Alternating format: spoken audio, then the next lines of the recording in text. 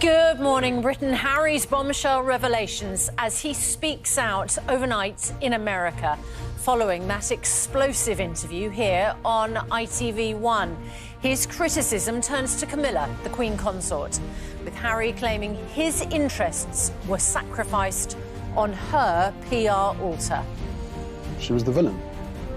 She was the third person in the marriage. She needed to rehabilitate her image. With a family built on hierarchy, and with her on the way to being Queen Consort, there was going to be people or bodies left in the street because of that.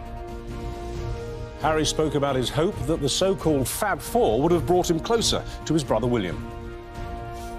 I always hoped that the four of us would get on, but very quickly it became Meghan versus Kate. The British press and numerous other people was like, he's changed. She must be a witch. But denied that he and Meghan ever accused the royal family of racism following that Oprah interview. Did Meghan ever mention that they're racist?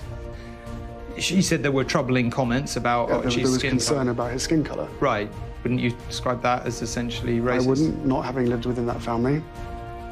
On it went. He claimed that he was excluded by the family when the Queen died.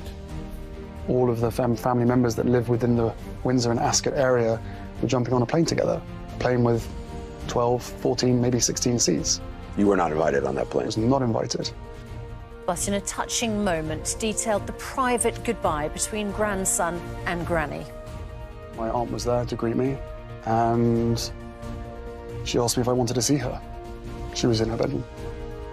I was really happy for her, because she finished life, she completed life, and her husband was waiting for her, and the two of them were buried together. In other news this morning, junior doctors will today vote on whether they will be next to strike as the Health Secretary meets unions today in the hope of halting further industrial action across the NHS. Neighbours, everybody needs good neighbours. Well, last year, Dr. Carl Kennedy pleaded for a TV channel to give neighbours the kiss of life, and now it's coming back. The Ramsay Street legend joins us this morning.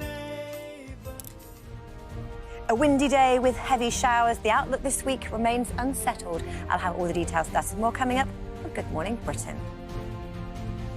Monday, 9th of January, 2023. Live from Television Centre in London.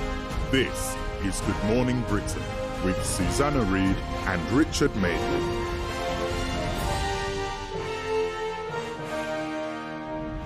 Hi, good morning. Good morning. What did you make of it? Well, do you know what I thought? I thought poor Prince Harry has been so damaged by what happened to his mum. And it is that moment in the tunnel which has basically determined everything that he thinks since, because it was at that point that his relationship with the press was just destroyed. And he talks about how his last image of his mother would have been her seeing flashbulbs as she died. And it's so corrosive.